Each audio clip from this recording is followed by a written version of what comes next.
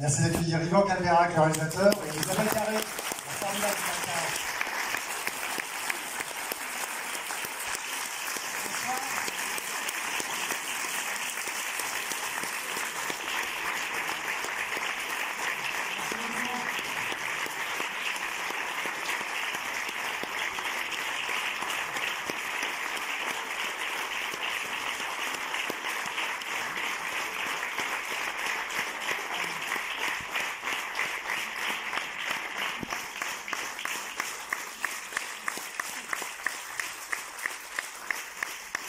On est tous obligés de vous payer tous un coup à boire là. Ça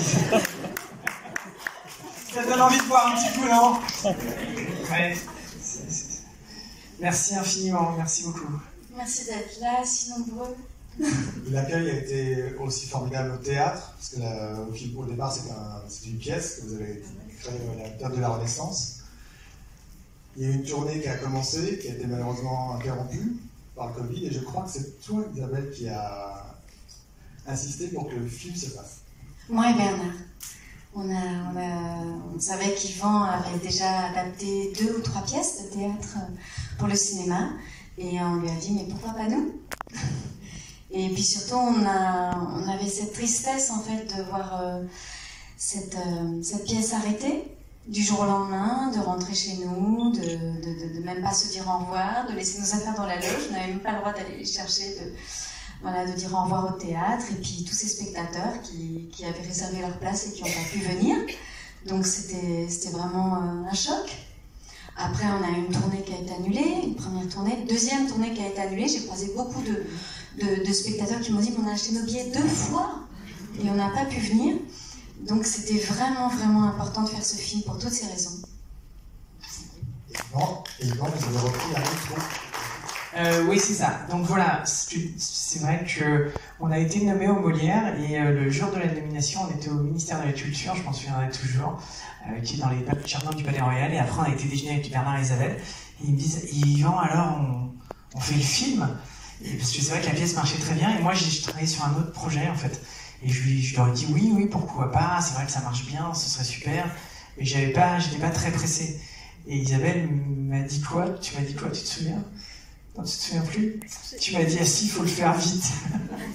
Et très vite, parce que voilà, j'ai quand même 51 ans. Ouais, Prétendre avoir un enfant, voilà, il y a un moment, l'horloge biologique. Donc je vais parler de l'horloge biologique, absolument, et là, tu as laissé tomber ton autre projet pour t'occuper de nous. C'est ça, je me suis dit, allez, banco, même si je pensais qu'il pouvait être encore crédible très longtemps, Isabelle me dit, non, faut le faire assez vite, et donc voilà, je me suis lancé dans l'écriture. Et c'est vrai qu'après ça, on a eu 2 tournées d'annulées, donc on n'a pas du tout pu venir présenter la pièce en province, et que le film, c'est un peu une manière de réparer ça, parce que le film, lui, peut voyager partout, et pour tous les gens qui ont envie de voir cette histoire, on peut venir... Il y a déjà une question. Monsieur? Ouais.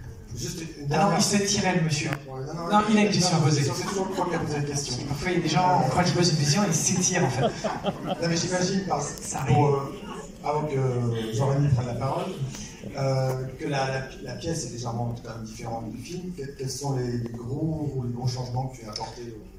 Alors, la pièce, elle se passait uniquement chez le caviste.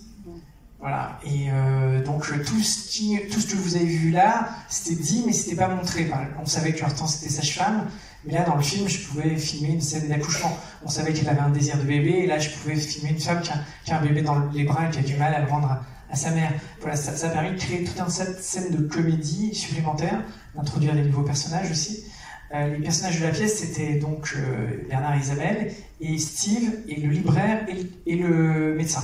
C'était les 5 personnages, et c'est les 5 mêmes acteurs. On a pu garder tout le monde, ce qui n'est pas toujours le cas. C'était une volonté de ta part, de notre part à tous. Voilà, dès le départ, c'était le contrat. Il y aura tous les gens de la troupe, ou on ne tournera pas. Voilà. Et comme Bernard et Isabelle sont des assez grandes têtes d'affiche pour imposer ça, on a pu garder tout le monde. Et c'était super parce qu'on avait vécu une aventure assez magique au théâtre. Et le fait de pouvoir garder tout le monde, c'était magnifique. Vraiment. Et donc, du coup, oui, le film, il a pu développer d'autres décors, d'autres personnages et tout le hors-champ de la pièce, en fait. Voilà. Jean-Rémy. Avant de poser mes 3 questions, je voudrais quand même dire, cher Yvan, que même si on n'a pas de quoi se payer un avion ni même un train, et ben, il reste vos films qui sont des manières de mettre du bleu sur les toiles de ciné. Je voudrais dire aussi que pas seulement vos films mais vos pièces, parce que en ce moment on joue à Avignon votre pièce Glenn, Naissance d'un prodige, qui est une pièce absolument fabuleuse sur Glenn Gould, jouée par Thomas Gendreau, et je conseille à tout le monde d'aller voir cette pièce. Non mais c'est la pub. Merci, j'ai bien fait de venir.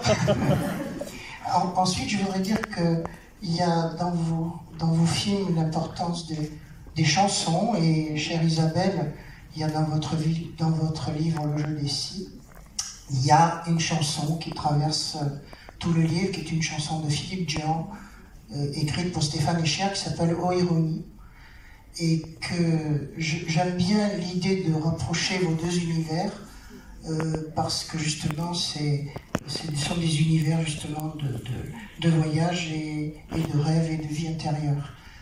Ce que j'aime aussi dans ce film, c'est que personne n'est jugé. Comme dans toute votre pièce Glenn, dans toute votre œuvre, il n'y a pas de jugement, et on est à hauteur du cœur des gens.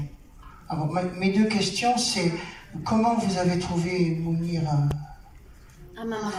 Oui, mais moi je sais un peu qui c'est, mais comment vous l'avez choisi? En casting, tout simplement. En fait, c'est un directeur de casting qui l'a testé à distance, parce que s'il était déjà dans la pièce, et à l'époque j'étais en tournage de Venise n'est pas en Italie, quand on a commencé à se dire qu'on allait faire cette pièce de théâtre.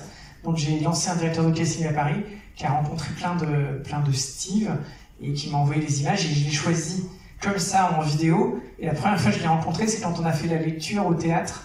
Je l'avais jamais rencontré, et face au directeur de théâtre qui nous ont tout de suite dit super, on fait la pièce. Voilà. Puisque vous parlez de directeur de théâtre, je voulais simplement dire que votre pièce se joue au Bélier, et que le Bélier est tenu par Arthur Junot, que l'on voit dans le film. Absolument, c'est un ami, et il avait absolument, voilà. Comme c'est lui qui a coproduit la pièce au théâtre, Arthur Junot, le fils de Gérard, il avait envie de faire un petit clin d'œil, et donc il fait le papa qui, vous l'avez reconnu, certains d'entre vous, le papa qui va avoir un bébé dans la scène d'accouchement et qui souffle comme ça. Voilà. Et chère Isabelle, je voudrais vous demander comment il dirige Yvan, parce qu'il dit quand même de vous que vous êtes la plus grande actrice française, et il a bien raison. Non,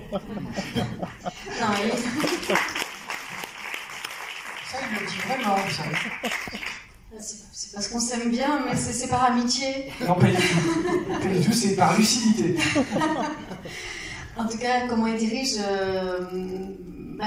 en fait, il vous aide à vous sentir libre. C'est précisément pour la même raison que vous que j'aime son travail. C'est qu'il ne juge personne, c'est que c'est un humour qui rassemble. J'aime ses pièces parce qu'à chaque fois que j'en vois, on rit vraiment beaucoup, on est ému, et on se sent pas mal à l'aise après d'avoir ri. Il y a tellement d'humour, de films, de comédie aujourd'hui, où finalement on s'en veut un peu parce qu'on a tapé sur telle catégorie de personnes, et pour rire, pour libérer ce rire, on a été un peu méchant. Et Yvan, il peut être caustique, il peut être extrêmement drôle, mais il sera jamais méchant.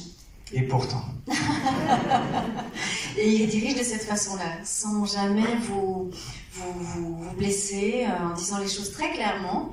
Il travaille beaucoup. On en parlait d'ailleurs tout à l'heure. Au théâtre, il vient au moins une fois par semaine vérifier un peu, entre guillemets, que la pièce n'est pas décalée, qu'on soit toujours aussi investi. Voilà, si jamais on va trop vite dans une scène ou une autre, il regarde le rythme et il vous fait des notes. On a des notes toutes les semaines, mais c'est très agréable.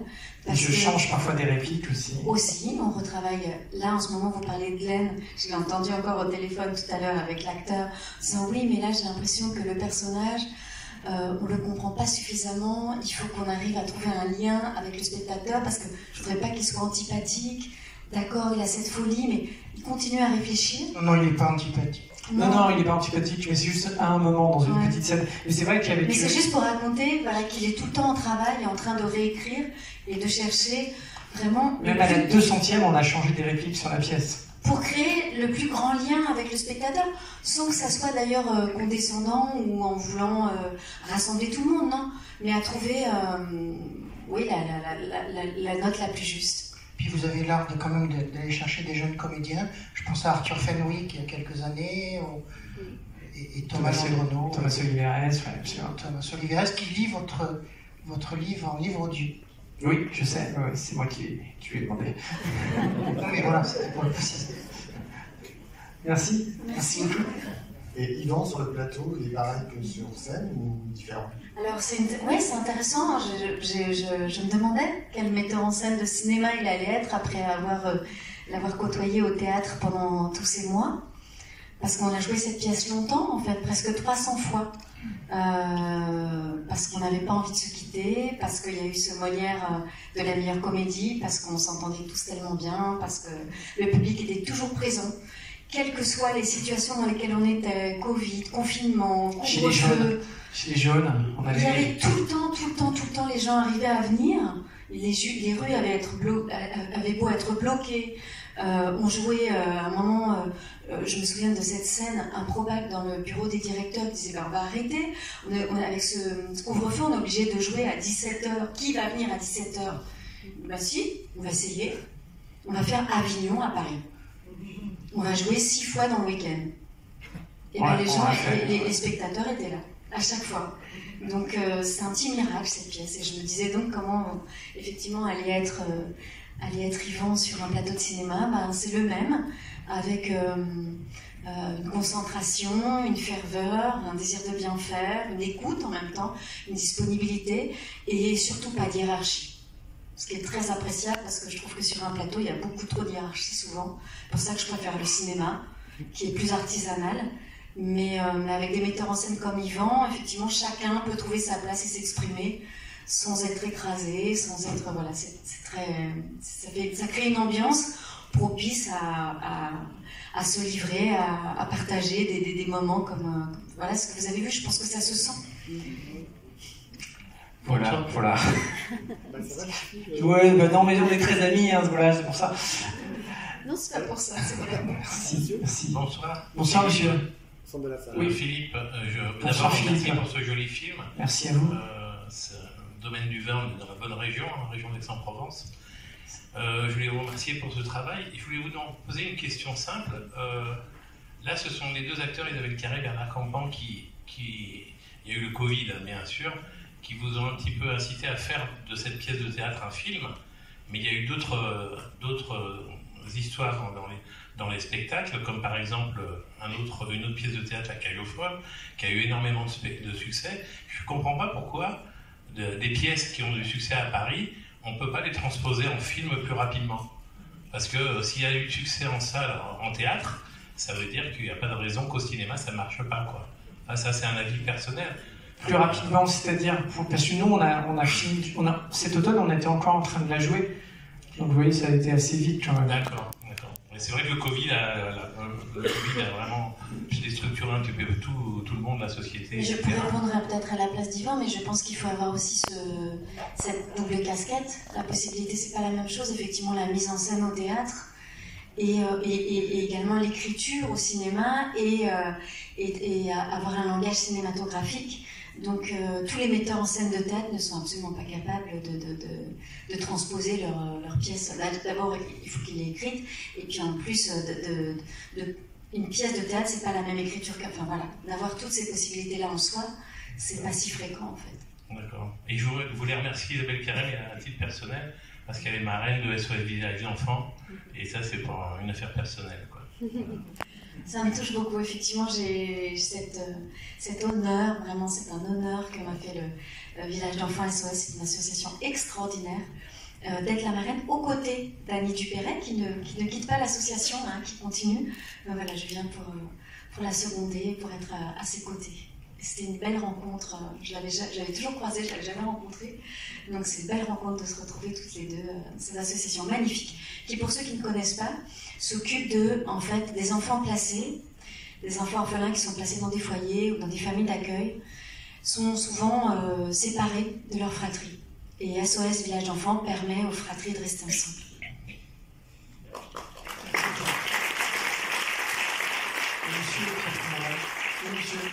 Bonsoir. Bonsoir. Merci pour ce film qui m'a bien plu et bien ému. Juste un petit commentaire au risque de passer pour aussi beauf que le libraire. Heureusement que Bernard Campan avait une bonne raison de refuser les avances d'Isabelle Carré, sinon ça n'aurait pas été crédible, je trouve. Voilà. Mais sinon, j'ai pris le micro. Vous venez de dire que le cinéma était plus artisanal que le théâtre, et ça me... Non, c'est le contraire. Ah, ok, d'accord. Je veux dire qu'il y a moins de hiérarchie au cinéma, au théâtre, que c'est plus artisanal et que au cinéma. C'est pour ça que je me sens parfois plus à l'aise au théâtre. Mais j'ai compris l'envers. Non, mais t'as dit l'inverse. Je me suis mal exprimée. Oui, c'est trompé. Alors, ça, c'est le petit verre de vin qu'on a bu juste avant. C'est ça. On a attaqué un peu tôt et c'est une tournée dans tous les sens. Voilà, c'est une tournée dans tous les sens du terme, si vous voulez. Et non, on n'a pas craché. Non. Vous savez que c'est ma réplique, ça. C'est moi qui ai proposé cette réplique à Yvan et j'en suis très fière.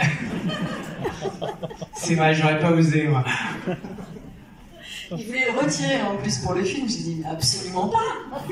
C'était la réplique qui faisait le plus mouche au théâtre. Non, on va pas la... En aucun cas. Et on l'a gardé. C'est les femmes qui décident. Hein. Bonsoir. Bonsoir, madame. Alors, tout d'abord, oui, justement, j'allais dire, c'est la spontanéité en plus sur les fameuses répliques. Là, je suis deux ans. Je suis petite, c'est pour ça. Bravo déjà aussi pour le film, effectivement. La pièce, je la connais un petit peu et elle joue dans le spectacle aussi et tout. Et c'est de la poésie, en fait, vraiment. Et alors, justement, je rebondis aussi par rapport à l'association dont vous parliez. Vous n'avez pas un lien avec les maisons de l'enfant aussi, Isabelle? Ouais, ok. J'avais une grand-mère qui s'occupait de 10 associations. Ouais. Voilà, moi j'en ai que 4. Donc Isabelle n'est pas si loin d'Hortense. Pas si loin de son personnage. Et je voulais savoir justement, par rapport au fait de travailler sur une adaptation du coup théâtral et cinématographique, donc des deux côtés, vraiment l'adaptation au niveau du scénario, est-ce que ça a été compliqué de la faire évoluer, de la faire vraiment... de l'étaler, autant du côté comédien que du côté réalisateur. Et du coup, j'imagine que vous avez dû aussi, vous, Bernard et vous, faire justement des suggestions. Ou est-ce que sur le plateau, c'était assez libre? Est-ce que Yvan vous laissait assez libre du jeu? Parce qu'il y a des réalisateurs qui aiment bien laisser place à l'impro aussi et de laisser pousser les acteurs comme ça. Comme ça, c'est un peu de théâtre, du coup. Mais du coup, niveau cinéma, vous avez vraiment briqué ensemble tout ça? Alors il y a plein de questions dans votre question. Ouais. Donc je vais essayer de faire une réponse globale et puis Isabelle complétera. Le passage du théâtre au cinéma, c'est pas du tout le même espace fictionnel en fait. Au théâtre, on est un peu, en tant que spectateur, comme des enfants à qui on raconte une histoire et on choisit d'y croire. C'est-à-dire que si je mets des chaises là et une table et je dis c'est la cuisine de chez Hortense, on va accepter cette convention parce qu'on sait que c'est le théâtre et qu'il y a une forte convention. Et donc on est dans une complicité avec ce qui se passe, active. Et du coup, c'est un espace de fiction qui est pas aussi réaliste que le cinéma.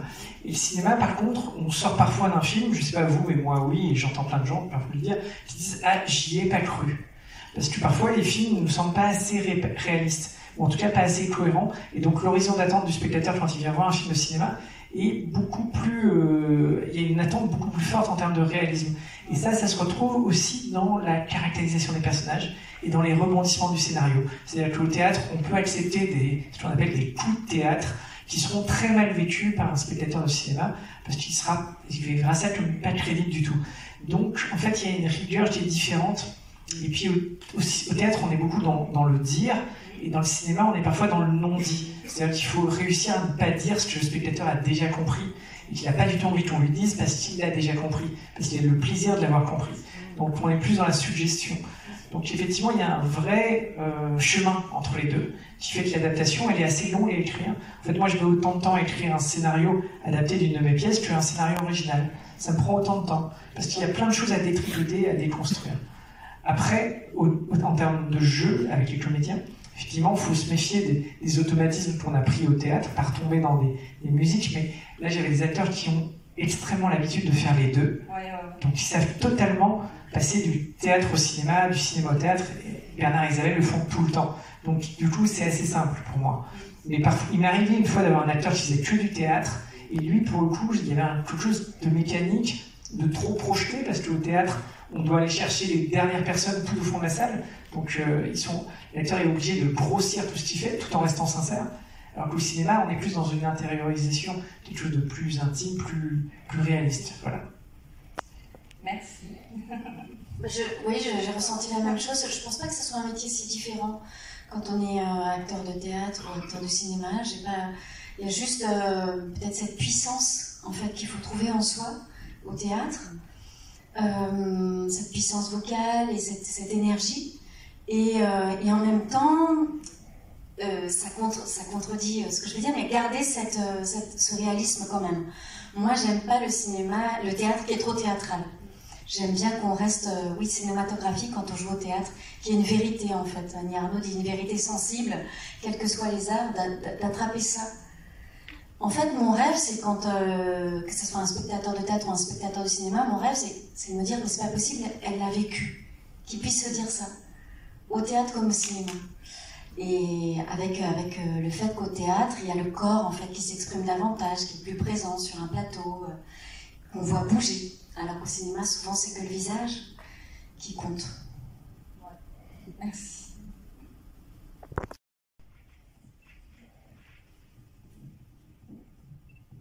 Avant de poser la question, je voudrais vous féliciter parce que j'ai été très émue, très touchée par ce film qui a beaucoup de puissance et en même temps de douceur. Et c'est très sincère, très vrai et ça fait beaucoup de bien de voir des films comme ça parce qu'il n'y en a pas tellement. Merci beaucoup, madame. Mais je vous en prie. Et puis la question, ça serait pour Isabelle aussi, c'est que vous écrivez, vous jouez au théâtre, vous jouez au cinéma. Est-ce que vous ne seriez pas tentée par l'écriture cinématographique? Je suis en plein dedans. Depuis la sortie de mon premier roman, Les Rêveurs, il y a un producteur qui m'a demandé de l'adapter. J'étais pas prête, je crois. Donc là, je réfléchis effectivement à la question.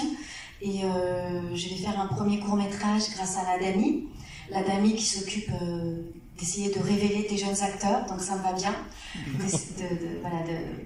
de m'occuper avant de réfléchir à une mise en scène ou à une écriture, de m'occuper de mettre en scène des jeunes acteurs, 3 jeunes acteurs. Voilà, et ça je vais le faire au mois de février, donc mon premier court-métrage au mois de février.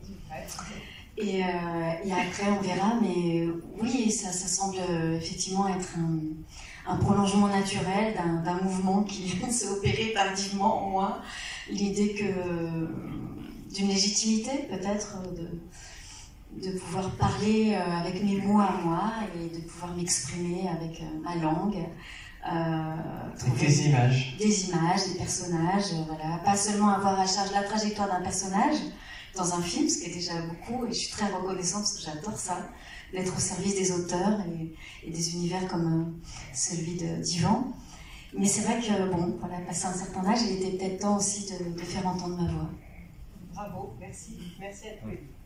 Merci beaucoup. Je crois que vous aviez une question, non? C'était pas une question.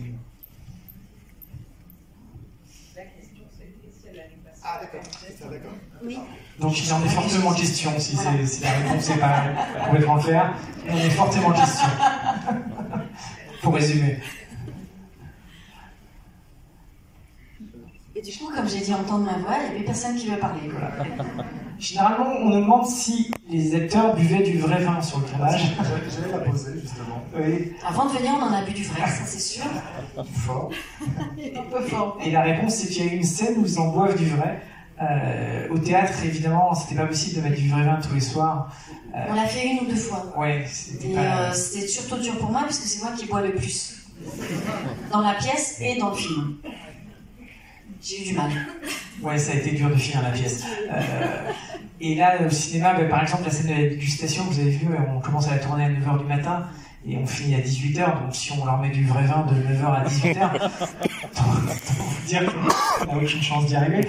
Donc on a testé plein de de manière de colorer l'eau, en fait. Et le blanc, en fait, pour la petite anecdote, c'est de la verveine, en fait. C'est ce qui ressemblait le plus au Bourgogne. Et le rouge, c'est soit de la crème de cassis, soit du colorant alimentaire. Mais dans la scène où il regarde les larmes du vin, en fait, le cassis, ça fait pas de larmes. Donc, on a été obligé d'ouvrir une bouteille et Aubryon, Château Aubryon, les connaisseurs doivent connaître ce nom, elle nous avait envoyé une caisse de Aubryon, 300 € la bouteille. Ouais. Si c'est ballot, on va quand même pas perdre. Voilà, donc ça faisait des magnifiques larmes que vous avez pu voir à l'image.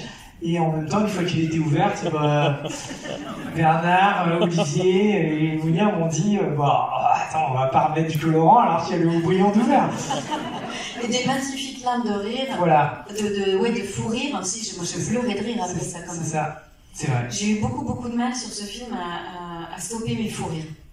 Je me suis fait engueuler à plusieurs reprises par Yvan. C'est les seuls moments où on peut essayer de me ramener quand même sur la route, quoi, parce que j'avais des petites sorties de route de fou rire. J'étais tellement contente après ce confinement de tourner et de pouvoir enfin raconter cette histoire. J'avais des fois, on aurait dit Denise Fabre. C'est ça. Donc bref, cette scène-là, ils boivent du vrai vin, mais c'est la seule, voilà. Et du Aubryon, c'était pas mal. Oh oui, chouette. Ah ben lui, au niveau du Aubryon, il est très bien. Pas que. Pas que. Mais il n'est pas là parce qu'il a commencé la tournée avec Yvan, et puis voilà, je prends un petit peu le relais. Mais il va jouer effectivement à nouveau sous la direction d'Yvan en septembre. Et je ne suis pas jalouse, ça sera aux côtés d'une autre Isabelle Gélinas, que j'adore. Voilà, et moi j'étais très heureuse, pour parler de mon rapport avec Bernard, très heureuse de le retrouver après tant d'années. Se souvenir des belles choses, s'il y en a qui se souviennent. Et voilà, ça faisait 20 ans, en fait, ni plus ni moins. Et du coup, je me demandais, et on se demandait encore tout à l'heure, comment ça se fait que personne n'y ait pensé à nous rassembler plus tôt. Donc merci Yvon. Avec plaisir. Non mais c'est vrai que quand j'ai écrit la pièce, moi j'étais déjà ami avec Bernard parce qu'on avait fait un film il y a une dizaine d'années. Et je lui ai fait lire différentes versions, puis quand ça commençait à être bien, il me dit ouais, moi je suis d'accord, mais qui va faire Hortense? Et je lui dis je pense à Isabelle. Ah ouais, mais Isabelle. Et donc on lui a envoyé comme ça, c'était l'enthousiasme. C'est vrai, ils s'étaient pas revus, mais ils avaient qu'une envie, c'était de rejouer ensemble. Et quand ils se sont retrouvés, c'était une explosion de joie qui a illuminé tout le début de cette aventure et toute l'aventure même, parce qu'il y avait une telle complicité. Puis, je sais pas, moi, quand je les vois ensemble, j'ai envie qu'ils soient ensemble. Pour moi, c'est vraiment un couple de cinéma, quoi. Il y a un charme, ils jouent, ils sont de la même famille d'acteurs, quoi. Ils se mélangent de malice, d'humanité, d'humour, tant de tendresse, voilà, c'est tout ce que j'aime. Qui n'aime pas Bernard Campan? Est-ce que vous avez vu son film Presque? Oui. Il est génial. Ceux qui l'ont pas vu, alors j'aime pas les plateformes, mais en ce moment, il est sur Orange. TV, je sais pas comment, c'est ça. OCS. OCS, c'est merveilleux. Ce film est incroyable, on a envie d'avoir un bloc-notes et de noter toutes les répliques, tellement c'est beau. Comment vous choisissez vos films? Comment tu choisis tes films? Comment vous choisissez vos films et vos pièces de théâtre? Parce que quand même, on a vu Une femme à Berlin ici, on a vu Biographie un jeu de Max Frisch à Marseille, et c'est tout le temps d'une grande justesse ce que vous faites. Vous êtes lumineuse, mais vous êtes une grande actrice. Mais comment vous les choisissez, vos rôles? Parce que je suppose que vous pouvez les choisir. J'ai aussi des ratés, hein, je vous rassure, j'ai aussi des ratés et des regrets, mais enfin pas des regrets, non, c'est même, oui, quand on choisit de faire un premier film, on ne sait pas du tout si la réalisation va être à la hauteur, et c'est un risque qu'il faut prendre, parce que si personne vous laisse votre première chance, qui va le faire? Puis il faut prendre ce risque-là. Donc ça m'est arrivé d'avoir des films que je ne conseillerais pas à ma meilleure amie. Quelques inavouables. Moi j'en vois pas. Si, moi j'en vois. Je ne dirais pas, mais j'en vois quelques-uns. Mais plus sérieusement, les choix... En fait, ça m'est égal parfois d'avoir même 5 jours de tournage. Je ne cherche pas le premier rôle à tout prix, ça m'est complètement égal. Il n'y a pas longtemps, j'ai joué une sorcière. C'était drôle à faire. Ouais. Dans La Guerre des Lulu. Ah oui. Une sorcière qui est pas sympa, puis qui devient sympa. Voilà, et il y avait des enfants. J'adore tourner avec les enfants, donc puis le film va être très chouette. Oui, c'est l'histoire d'abord, le fait de ne pas se répéter. J'essaie de pas trop me répéter, parce qu'au bout d'un moment, quand on joue toujours le même personnage, j'avais très peur quand j'étais plus jeune de jouer les Agnès de l'école des femmes toute ma vie, quoi. Jouer les vieilles petites filles toute ma vie, ça m'intéresse pas. J'ai envie de vieillir avec l'âge que j'ai envie de jouer les grands-mères plus tard. J'ai envie, voilà, de complexité aussi. Parce que c'est pareil, d'être dans Disney et dans des films un peu lisses, comme ça m'intéresse pas. La nature humaine est complexe, donc autant lui ressembler dans les films. Je pense que le public, moi-même, quand je vais au théâtre, au cinéma, j'y vais pourquoi? Pour me voir, pour qu'on soulève des questions qui me taraudent, pour parler de notre réalité. C'est pour ça que j'aime tellement les théâtres contemporains. C'est qu'on a besoin aujourd'hui de repères, de se poser des questions sur notre société. C'est pour ça que j'ai aimé cette pièce qui parle quand même de la PMA, qui soulève cette question-là, qu'on soit pour ou contre, mais au moins qu'on puisse en parler, qui parle aussi des petits commerçants, de ce que c'est que d'être seul dans sa cave et de s'enfermer là, d'avoir du mal avec les fins de mois, et de la nécessité d'être ensemble et de croire aux secondes chances. Voilà.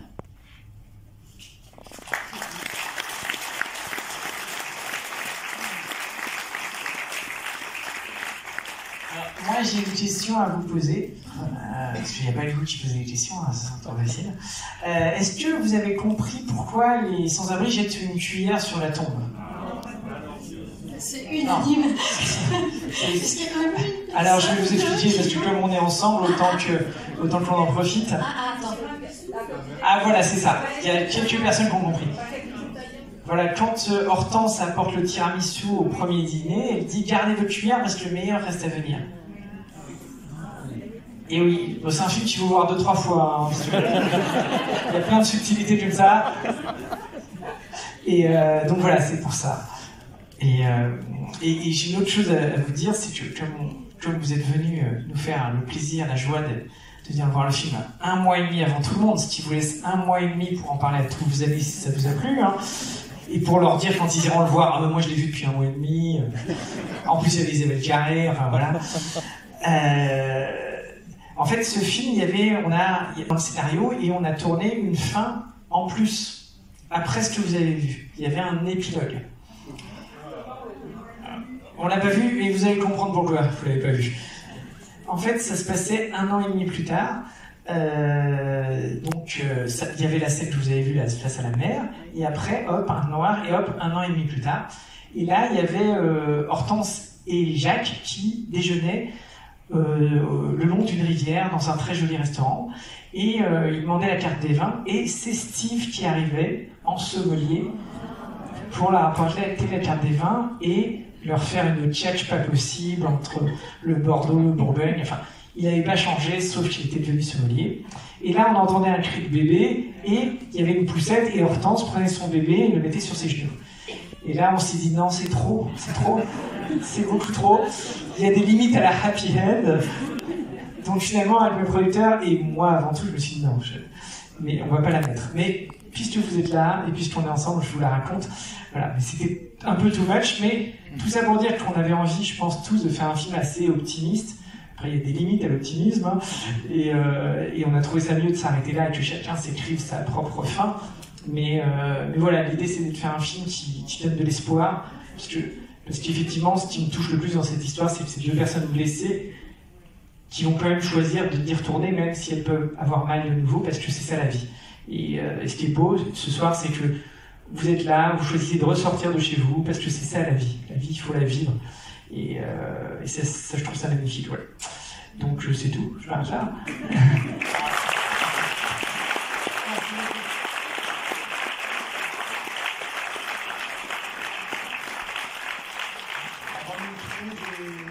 Avant de quitter, je voulais vous faire une petite surprise sur toi, Isabelle, que j'adore. Et moi, non. Donc, voilà. Je m'adore pas, toi. Moi, je t'adore. Isabelle, elle a 77 films, si j'ai bien compté à son actif, c'est impressionnant. J'ai commencé très jeune. J'en ai sélectionné 10. Et j'aimerais que tu nous dises quelques mots sur chacun d'entre eux. Ah ouais, carrément. Oui, si tu veux bien. Ça va être chiant. Non. Alors, le soir sur le toit, j'avais 18 ans. J'étais très heureuse de tourner à côté de Juliette Binoche et j'étais très amoureuse de Olivier Martinez, que je trouvais très beau. Une tournée ici dans la région. Oui. Dans la région d'Aix. Puis les Baronnies. Et Aix, ouais. La femme défendue, j'étais très heureuse parce que c'était la première fois justement que je quittais le registre Agnès de l'école des femmes, dont je parlais tout à l'heure, pour jouer un personnage plus complexe. C'était la première fois qu'on arrêtait de me coller des rôles d'ingénue. Donc voilà, mais ça a été un choc puisque tout à coup on m'a appelé, on m'a dit tu vas aller à Cannes. À Cannes? Dans quelle compétition? Officielle. Et donc on était sur le tapis rouge, moi et Philippe Arel, et c'est tout. Puisque je suis sur l'écran pendant 1h40, que moi, en gros plan, il n'y a pas de contre-champ. C'est assez particulier. Voilà. Les souvenirs des belles choses, je crois que vous connaissez.